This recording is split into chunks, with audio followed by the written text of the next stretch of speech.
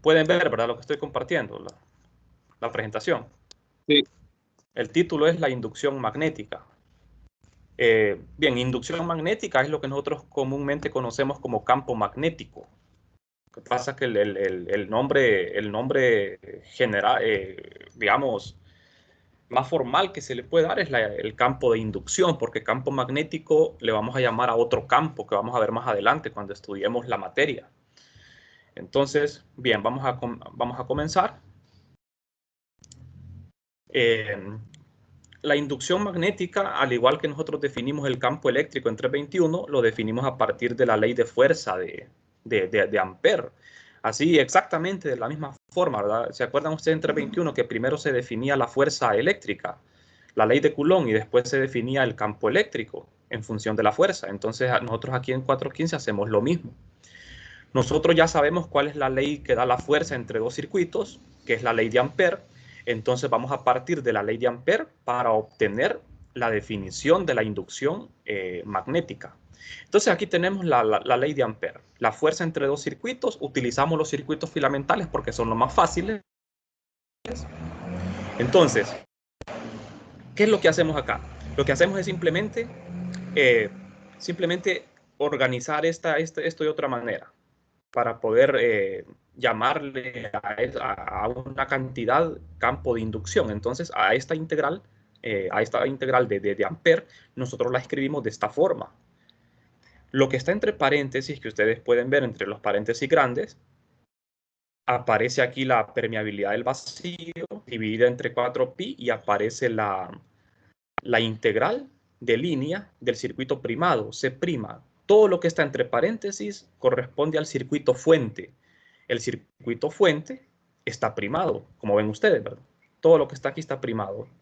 Entonces, a lo que está entre paréntesis, nosotros lo definimos como el campo de inducción o campo magnético, como se le conoce, ¿verdad?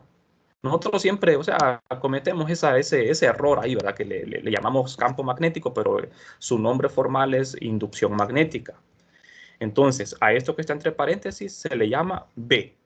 Se representa con una B mayúscula, es un vector, el campo de inducción.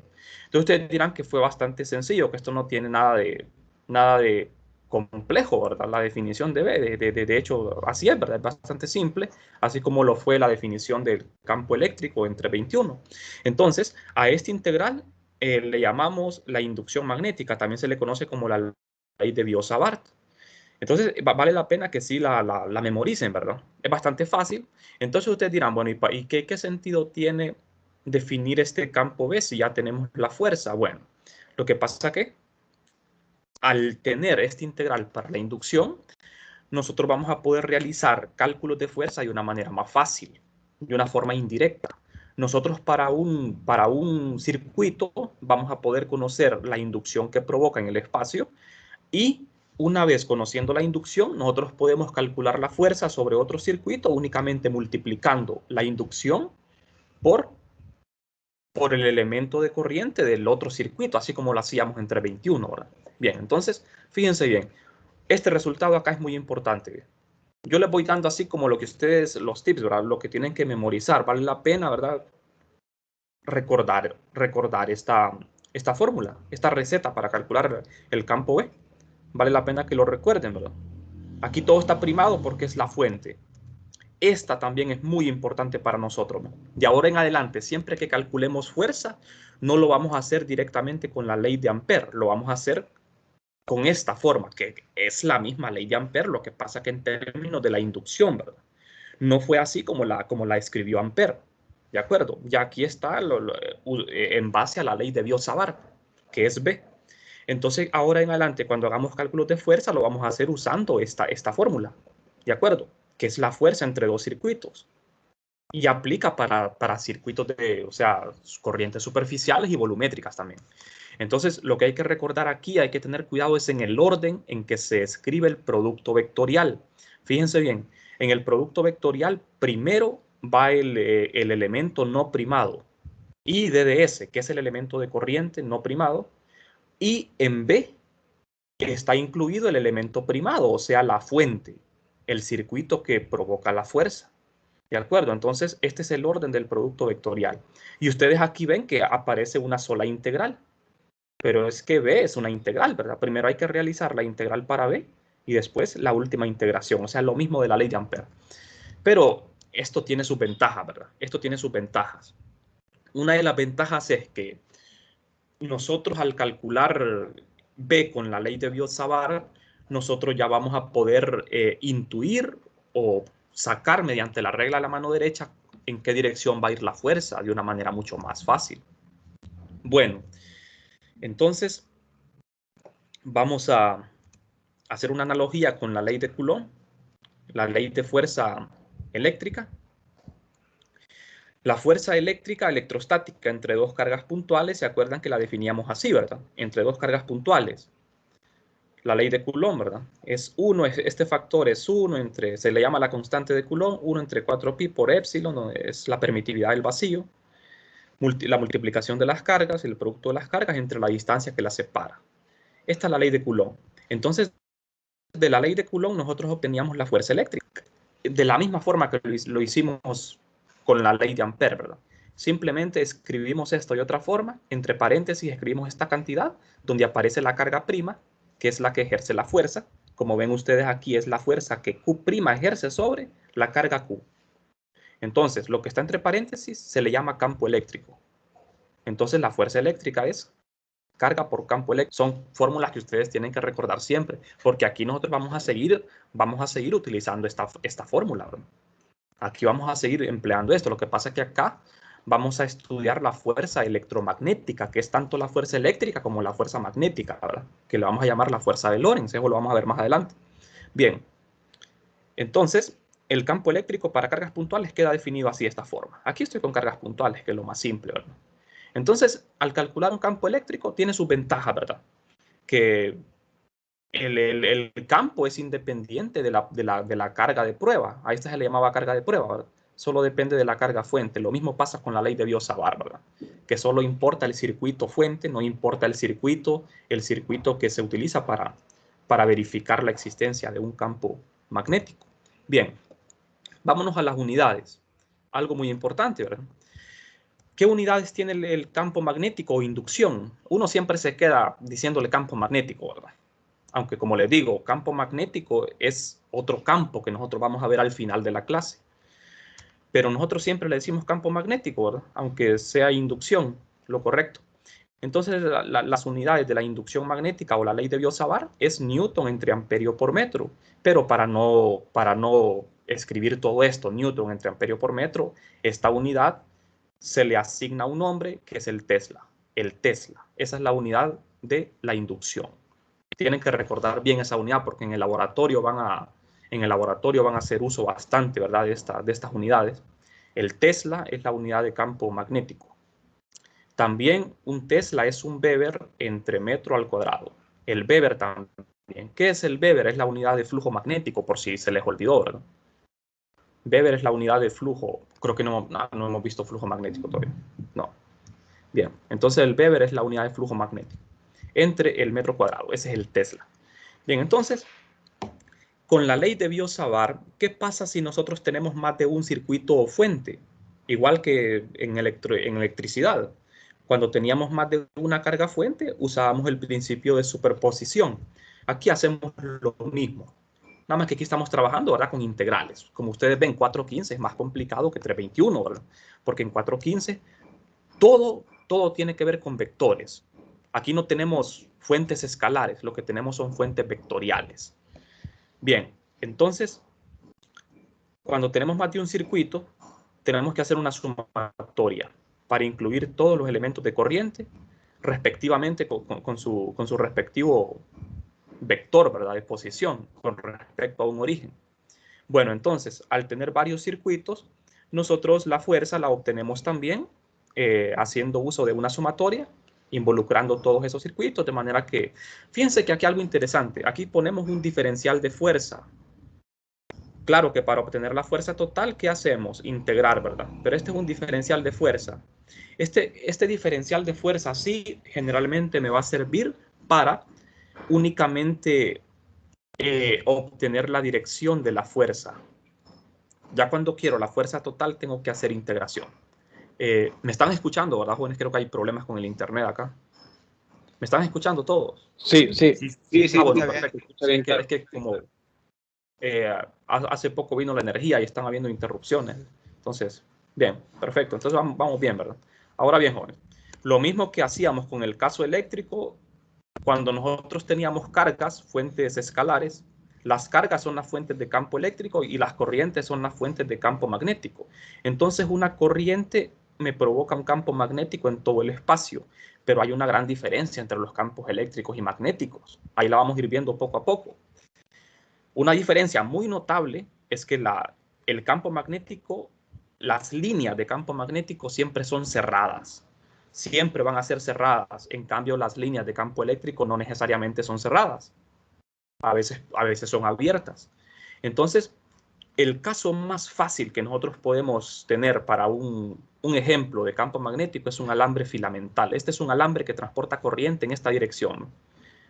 Aquí le pongo el polo positivo o negativo. La corriente siempre va del potencial más alto al más bajo, ¿verdad? Entonces la corriente va así, ¿eh? De lo positivo a lo negativo. Entonces, por regla de la mano derecha, nosotros para dibujar las líneas de campo eléctrico, ¿se acuerdan que usábamos? Usábamos una convención, ¿verdad? Que para una carga positiva las líneas se alejan de ella y para una negativa las líneas convergen a ella. Entonces, para dibujar el campo magnético, nosotros vamos a usar la regla de la mano derecha. Siempre vamos a usar la regla de la mano derecha. No importa si es un alambre, si es una superficie o si es un volumen. Entonces, aquí tengo un alambre. ¿Cómo dibujo las líneas de campo magnético sin necesidad de hacer cálculos matemáticos? Con solo saber la dirección de la corriente, yo puedo dibujar las líneas de B, porque lo hago con la mano derecha. ¿Cómo lo hago? Pongo el pulgar de la mano derecha en la dirección de la corriente, en el sentido de la corriente. El pulgar en el sentido de la corriente y los 4 dedos de la mano derecha se van enrollando en torno al pulgar. En la dirección en que se enrollan los 4 dedos, esa es la dirección del campo magnético. Son líneas cerradas. De hecho, son cilindros, ¿verdad? No son líneas. Lo que pasa es que nosotros no vamos a dibujar cilindros, dibujamos líneas. Pero en realidad, para este alambre, el campo magnético lo que forma son cilindros concéntricos. Cilindros, ¿verdad? Pero solo dibujamos las líneas. Son círculos, circunferencias, quiero decir. Entonces, ¿qué pasa si la corriente fuese al revés? Entonces el pulgar iría en el sentido de la corriente y los 4 dedos irían enrollándose en sentido contrario, ¿verdad? O sea que siempre vamos a hacer uso de la mano derecha y la regla es, el pulgar va a apuntar en la dirección de la corriente y los 4 dedos se van a enrollar indicándome el sentido del campo magnético.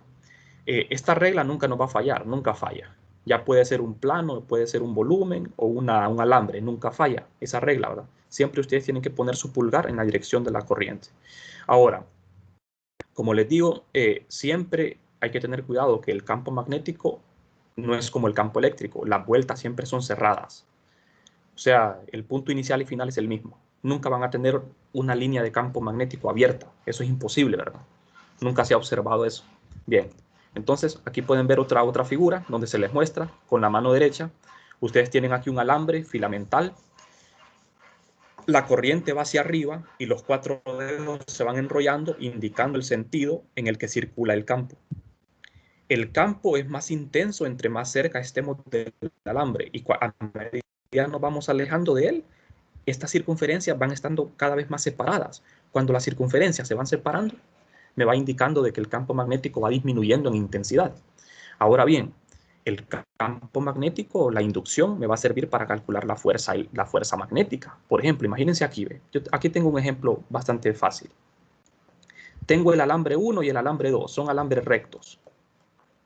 Ambos conducen corrientes paralelas en Z positivo. Entonces, supongamos que este alambre, el alambre 1, es el alambre prima, el que ejerce la fuerza. Entonces, como yo ya sé por la regla de la mano derecha, que este alambre, como la corriente va hacia arriba, por la regla de la mano derecha, la inducción va a ir formando círculos, así como los que están aquí, ¿ve? De manera que en la posición donde se encuentra el alambre 2, el campo va hacia adentro de la pantalla, como lo ven aquí. Este campo va hacia adentro de la pantalla. Entonces, por regla de la mano derecha, vamos a ver, me voy a ir atrás. Fíjense bien aquí, ¿ve? En esta, ¿ve? Esta la vamos a ocupar para calcular fuerza. Como yo ya sé que B va hacia adentro de la pantalla, el IDDS corresponde al alambre 2. Entonces realizo el producto vectorial IDDS cruz B y eso me da la dirección de la fuerza. O sea que sin hacer cálculos matemáticos, yo puedo saber en qué dirección va a ir la fuerza con solo hacer uso de la regla de la mano derecha, tanto para la fuerza como para las líneas de campo, ¿verdad? Entonces, que les quede claro eso, ¿verdad? Que para dibujar el campo magnético, lo único que yo necesito es la regla de la mano derecha. No necesito hacer el cálculo. Y en el caso eléctrico había una convención, ¿verdad? En el caso eléctrico había una convención que para la carga positiva las líneas salen de ella y para la carga negativa las líneas entran a ella. Entonces ustedes en base a eso hacían los dibujos de campo eléctrico, ¿verdad? Pero ahora es con la mano derecha. Entonces aquí, como yo ya sé que el campo provocado por el alambre 1 va hacia adentro y la corriente del alambre 2 va hacia arriba, entonces hago el producto IDDS cruz B. Sus 4 dedos agarran a IDDS, van a lo largo de Z, lo enrollan en torno a B y el pulgar hacia dónde iría, hacia acá. Entonces la regla a la mano derecha también me sirve para obtener la dirección de la fuerza. La fuerza es de atracción, porque los dos alambres conducen corrientes paralelas. ¿De acuerdo? Entonces la fuerza que este alambre 1 ejerce sobre el 2 va hacia la izquierda, es de atracción. No sé si tienen alguna pregunta con esto, jóvenes. Como les digo, ¿verdad? Es, por lo menos en la clase de hoy, es importante que ustedes aprendan a hacer uso de la regla de la mano derecha para dibujar las líneas de campo magnético.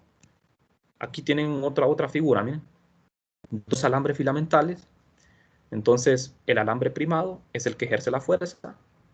Quiero decir, este sería en este caso, así como está la figura, ¿verdad? Las dos corrientes son paralelas. Ya sabemos que la fuerza va a ser de atracción. Entonces, este alambre, el alambre este que está abajo, produce un campo magnético que son circunferencias concéntricas. En la posición donde se encuentra este alambre de arriba, el campo iría saliendo de la pantalla. Entonces, como la corriente va en este sentido, ustedes, para calcular la fuerza, la dirección, quiero decir, agarran la corriente prima que está arriba y la enrollan en torno al campo y el pulgar va hacia abajo. Eso me indica la fuerza. Bien, esto solo es necesario para fines de dibujar, ¿verdad? Para obtener el dibujo y para uno estar sabido de hacia dónde va a ir la fuerza. Claro que el cálculo, al hacer las integrales, a ustedes les va a resultar la dirección de la fuerza, ¿verdad? Bien, aquí tenemos también dos alambres, los mismos alambres. Aquí miren, la fuerza es de atracción, porque las corrientes son paralelas. Acá la fuerza es de repulsión, porque son antiparalelas. Bueno, esto ya lo sabíamos, ¿verdad? Entonces, fíjense bien, a la hora de dibujar las líneas de campo magnético para un alambre, que es lo más sencillo, tienen que tener cuidado de que esas circunferencias sean concéntricas con el alambre, pero las circunferencias se van separando cada vez más porque el campo se va debilitando conforme yo me alejo del alambre. Lo mismo que pasaba con las cargas, ¿verdad? Entonces, ¿para qué sirve una inducción magnética? La inducción es independiente del otro alambre, ¿verdad? Pero cuando yo coloco un alambre dentro de un campo magnético, inmediatamente este alambre va a sentir una fuerza magnética, debido a la presencia de ¿qué? De un campo magnético. Entonces, esa es la gran utilidad. Ahora bien, para corrientes distribuidas, ¿qué pasa cuando tenemos superficies o volúmenes? ¿Qué pasa? Entonces tenemos que cambiar nuestra integral, ¿verdad? En el caso filamental, esta sería nuestra integral de la ley de Biot-Savart. Entonces, el elemento de corriente filamental y prima de ds prima cruz R. Aquí ya cambiamos el R unitario por el R entre R. Me queda R al cubo en el denominador. Y la fuerza, cuando tengo circuitos filamentales, queda de esta forma. Acuérdense bien de esta forma, miren. Tienen que acordarse muy bien de la ley de Biot-Savart y tienen que recordar cómo obtener la fuerza con la ley de Biot-Savart, o sea, la ley de Ampère.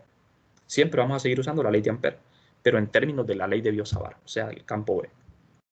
Igual que la fuerza eléctrica. La fuerza eléctrica es igual a carga multiplicada por el campo. Entonces, la fuerza magnética es elemento de corriente cruz B. Tienen que acordarse de esto.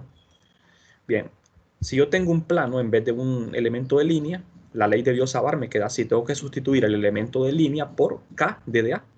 Pero DDA no es vector, K sí es vector. Entonces, por eso el DDA lo pongo aquí, ¿ve? DDA'. Y la ley de Ampère quedaría así. Si yo tengo dos planos, aquí estoy asumiendo que tengo dos planos, ¿verdad? Que están ejerciendo fuerza uno sobre otro. Y si tengo dos volúmenes, la ley de Biot-Savart, cambio aquí el elemento de línea por uno de volumen, el d de tau primado, j primado, e integramos sobre un volumen. Son tres integrales. Y la fuerza, con la ley de Ampère, me queda en términos de la ley de Biot-Savart, pero aquí aparece j. Cuando tenemos esto son 6 integrales, ¿verdad? Porque tenemos que hacer 3 para la inducción y otras 3 para calcular la fuerza. Entonces, esto sería, ¿verdad?, como el resumen de la forma de aplicar la ley de Biot-Savart para diferentes distribuciones. Bien, continuemos. Vamos a ver ya para terminar la clase un ejemplo, ¿verdad? Por lo menos un ejemplo de la clase de hoy. Los problemas ya con inducción, ¿verdad? Ya son problemas un poco largos, pero ya aquí ya empezamos ya en serio la parte del magnetismo, ¿verdad? Ya una vez introducida lo que es la ley de Biot-Savart. Bueno, entonces vamos nosotros a resolver 4 problemas muy comunes de inducción magnética. Esos 4 problemas yo les aconsejo que se los aprendan de memoria. Aprendan de memoria cómo resolver estos problemas. Todos los problemas básicos, ¿verdad?, del electromagnetismo uno los tiene que saber resolver, porque esos problemas son la base para que ustedes puedan resolver problemas más complicados. Entonces, en primer lugar tenemos la corriente recta, de longitud infinita o finita, ¿verdad? Ambas, de longitud finita o infinita. Tenemos la corriente circular, que es un anillo de corriente. Tenemos el plano infinito de corriente uniforme y tenemos el solenoide. Estos son los 4 sistemas que nosotros vamos a resolver aquí. Lo vamos a hacer, ¿verdad?, obligatoriamente en la clase, y ustedes se los tienen que aprender. Porque en los ejercicios ustedes van a resolver problemas que tienen alguna variación con respecto a estos. O pueden tener combinaciones de ellos, ¿verdad? Pueden tener un plano con una línea, pueden tener un solenoide y una línea, o sea, varias variaciones, ¿verdad? El solenoide, digámoslo así, que el solenoide va a ser un sistema para nosotros de lo más importante, ¿verdad?, en toda la clase. Porque el solenoide es como el ejemplo más común que podemos dar sobre magnetismo, precisamente porque el solenoide se asemeja mucho a un imán. Un imán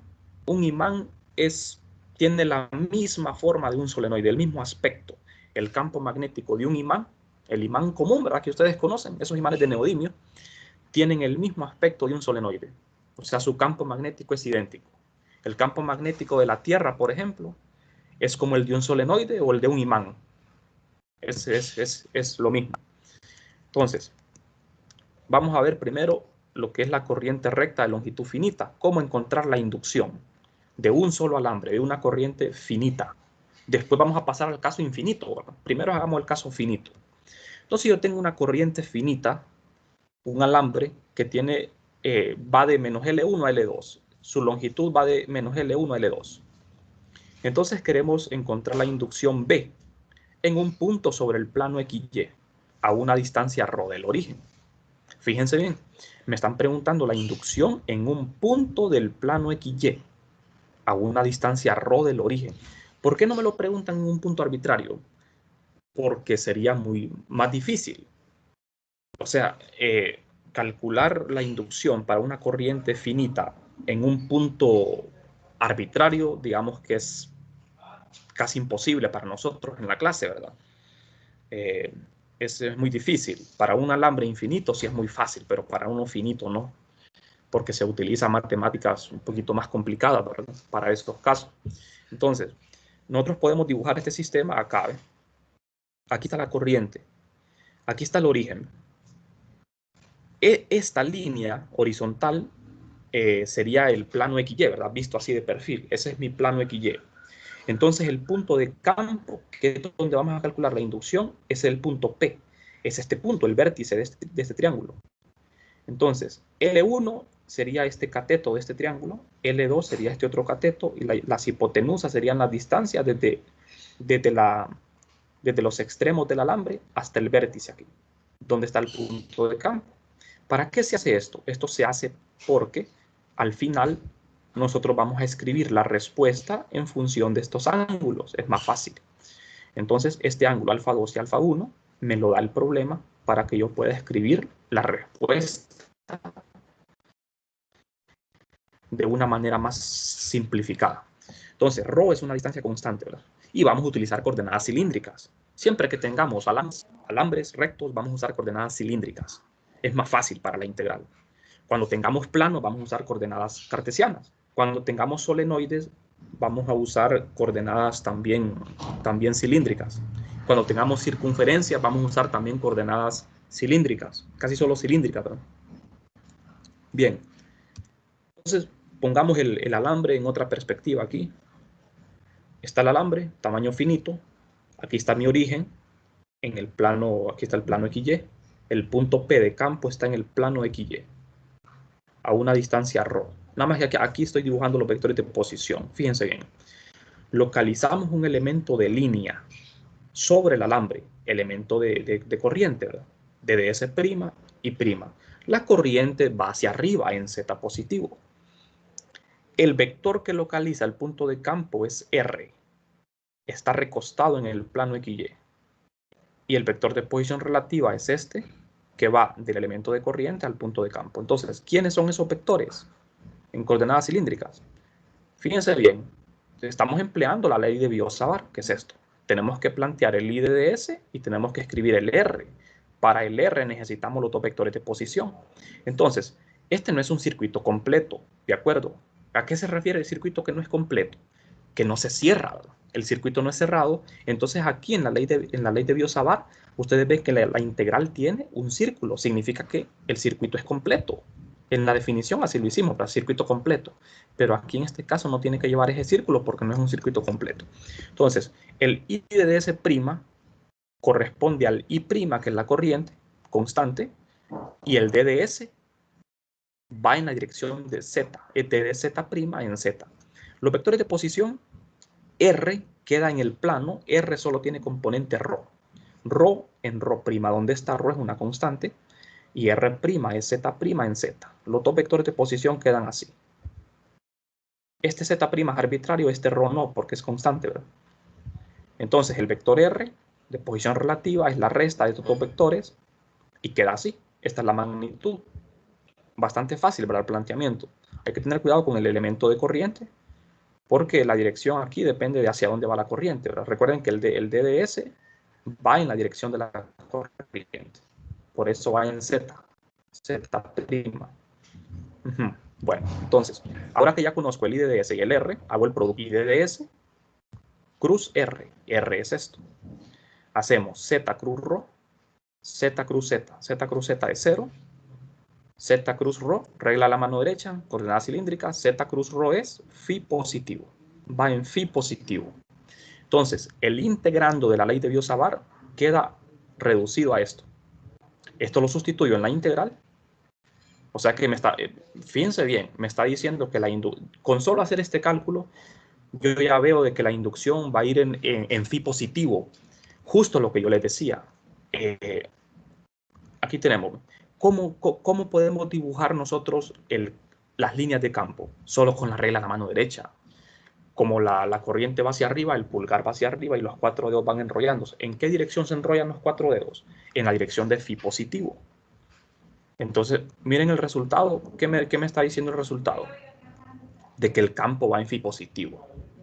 Pero esto yo lo sabía desde antes por la regla de la mano derecha. Bien, entonces ahora lo que me queda es integrar, ¿verdad? Para obtener B. Entonces, sustituyo esto acá. Vamos a integrar desde menos L1 a L2 toda la longitud del alambre.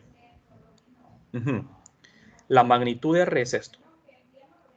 Entonces, saco lo que es constante, ¿verdad? Y' es constante. Ρ es constante, sale. Me queda esta integral.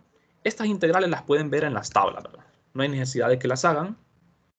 en la prueba, no hay necesidad de que las hagan, ustedes solo dicen, bueno, en las tablas la integral es esto, lo que sí tienen que hacer ustedes es evaluar las integrales, ¿verdad? En los límites. Entonces, aquí tenemos la integral, esta integral la ven en las tablas, el resultado es esto, de la integral indefinida, la evaluamos en menos L1 y L2. ¿Quién es el límite de integración? Es d de z, ¿verdad? Entonces, esto está aquí, ¿ven? Aquí ya lo tengo. Evaluamos en los límites L2 y menos L1. Entonces, esto lo pueden hacer ustedes en su casa también, ¿verdad? Para que ustedes se convenzan de que todo esto está correcto, por si hay algún error también, ahí me pueden decir, ¿verdad?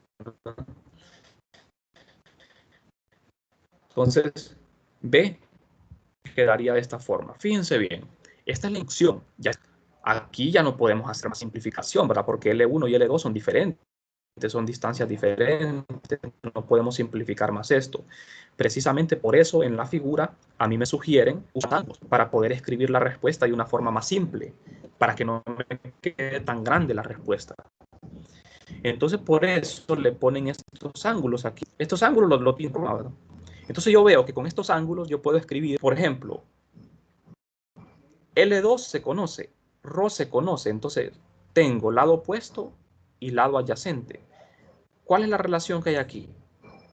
Es tangente, ¿verdad? Pero la hipotenusa también la puedo expresar en función de estos dos lados. La hipotenusa sería la raíz de L cuadrado más ρ cuadrado. Entonces yo ahí puedo ver que hay una relación, ¿verdad? Fíjense bien lo que tengo aquí entre los corchetes. Tengo una razón L2 entre la hipotenusa. Acá L1 entre la hipotenusa del triángulo. Entonces, si yo me voy al triángulo este, L2 entre la hipotenusa y L1 entre la hipotenusa de estos dos triángulos rectángulos, ¿qué relación trigonométrica hay ahí? Sería el seno, ¿verdad? Seno es lado opuesto entre la hipotenusa. Entonces, yo puedo ver de que en vez de escribir esto, escribo en términos de los senos. Entonces, seno de alfa 1 es L1 entre la hipotenusa, que es esto. Y seno de alfa 2 es L2 entre la hipotenusa también de ese triángulo. Entonces, en vez de escribir todo esto, solo escribo B igual a este factor multiplicado por el seno de alfa 2 más el seno de alfa 1 en la dirección de phi. Esto me está diciendo a mí de que la inducción va en la dirección de phi positivo. La inducción va formando circunferencias concéntricas con el alambre. Como les digo, no hay que tomarlo tan a pecho porque en realidad no son circunferencias, son cilindros los que forman porque el campo está en 3 dimensiones, va en 3D, son cilindros. Pero nosotros solo dibujamos líneas, o sea, circunferencias. Pero el resultado también me dice algo importante. El resultado me está indicando de que la inducción disminuye con la distancia, porque es inversamente proporcional a ρ. De manera que a medida yo me alejo de la línea, ρ va aumentando, B va disminuyendo. ¿De acuerdo? Entonces, pasa lo mismo que en las cargas, ¿verdad? Conforme yo me alejo de la corriente, el campo tiene que ir disminuyendo. Por eso es que las circunferencias se van dibujando cada vez más separadas, indicando de que el campo va disminuyendo. Con eso lo indicamos. Bien, caso especial. Ya vamos a terminar. Un caso especial. ¿Qué pasa si la línea es infinita? El problema es más fácil cuando la línea es infinita. Claro que líneas infinitas no existen, ¿verdad? Es un problema teórico nada más. Entonces, si la corriente es infinita, el único cambio que hacemos es en los límites de la integral. Vamos de menos infinito a más infinito. Y tenemos la misma integral, solo que ahora la evaluamos de menos infinito a más infinito. Al hacer esa evaluación, eso lo pueden hacer ustedes en su casa. De hecho, creo que en las tablas ya está la integral esta ya evaluada. Esto da 2 entre ρ al cuadrado. Todo se simplifica cuando la línea es infinita. Entonces, cuando es infinita, me queda 2 entre ρ cuadrado. Lo sustituyo y me queda esto, miren. Y este resultado, los estudiantes siempre se lo aprenden de memoria, porque es un resultado que aparece a cada rato.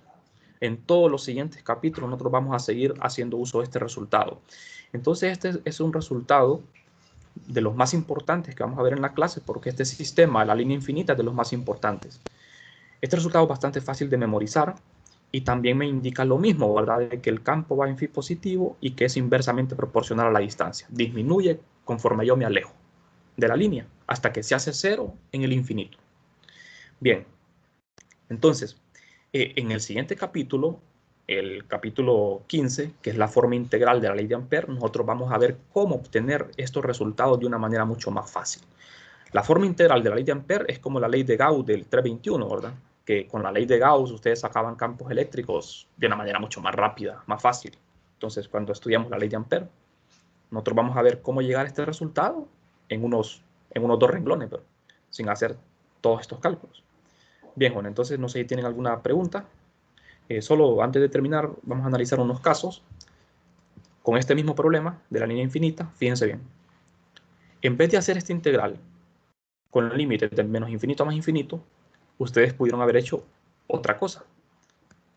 Al resultado que tienen, este resultado del alambre finito, hay otra manera de resolverlo sin hacer la integral de nuevo. Agarro el resultado y ¿qué pasa? Cuando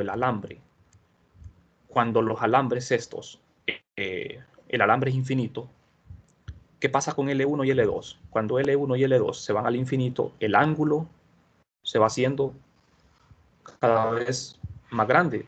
¿Va tendiendo a qué? Los ángulos van tendiendo a pi medios, ¿de acuerdo?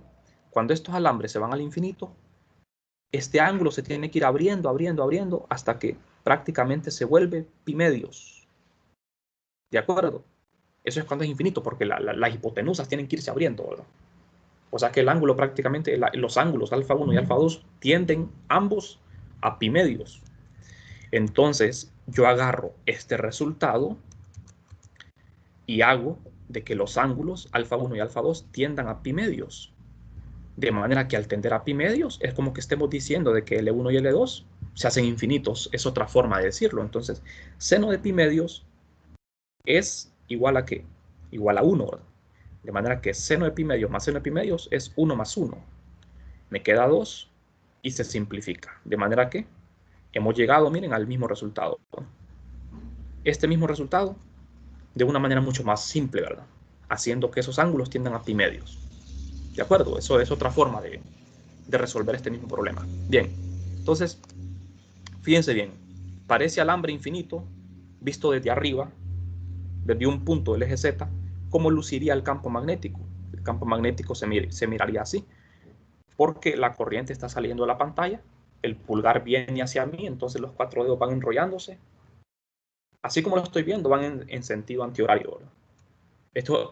Esta figura está mejor todavía, porque aquí ustedes ven que las circunferencias están pegaditas cerca del alambre y conforme me alejo están más separadas.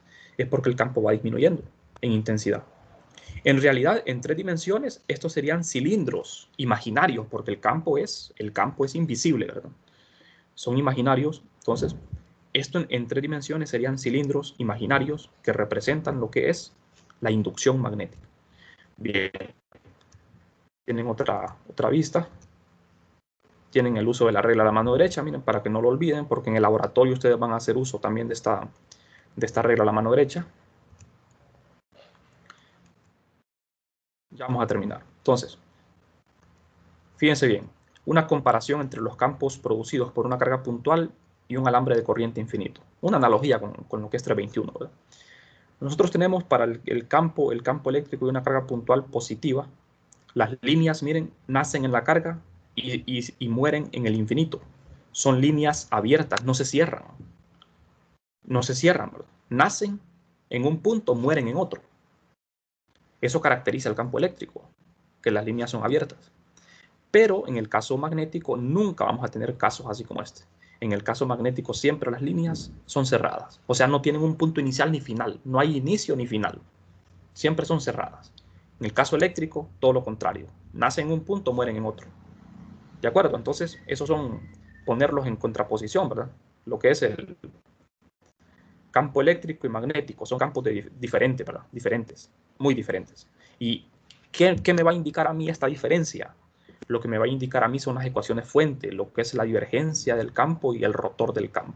Entonces nosotros, ahora que ya conocemos el campo B, nuestra siguiente tarea es obtener la divergencia de B y el rotor de B. ¿Se acuerdan cómo se llaman esas? ¿Cómo se llama el teorema que me indica eso? De que debo conocer las ecuaciones fuente, divergencia y rotor.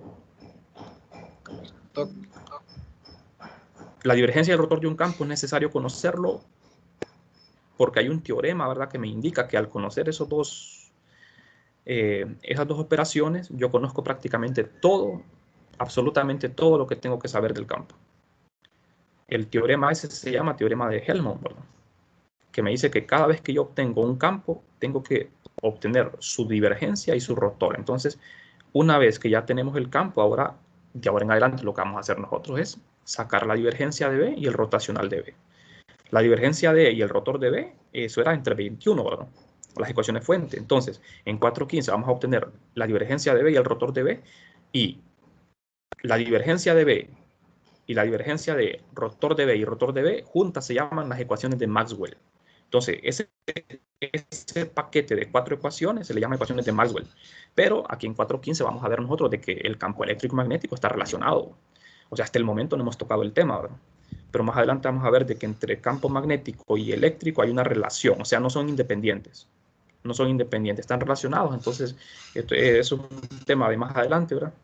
Bien, entonces, en la clase de hoy, eso sería todo. No sé si tienen alguna pregunta. Mañana vamos a continuar viendo algunos casos de campos magnéticos. Bien, entonces, si no hay preguntas, jóvenes, nos quedamos por aquí.